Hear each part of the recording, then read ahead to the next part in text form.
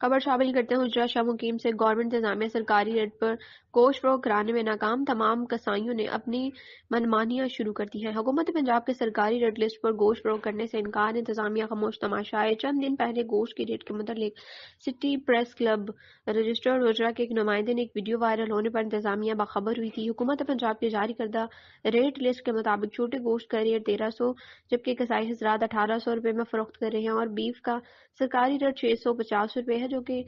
فروخت 900 روپے میں کیا جا رہا ہے۔ شہریوں کا مطالبہ ہے کہ حکومت پنجاب کی جاری کردہ ریٹ لسٹ تمام دکانداروں اویزہ کریں، اس کے مطابق گوشت فروخت کیا جائے۔ صدر انجمن تاجران چونیا روڈ اور صدر اہل سنت و جماعت حاجی مقصود الحسن الوی اور صدر انجمن تاجران چوک حجرہ شیخ اظہر علی جاوید نے اور اہل علاقہ نے ڈپٹی کمشنر اوکارا اور اسسٹنٹ کمشنر دیپال پور اور چیف آفیسر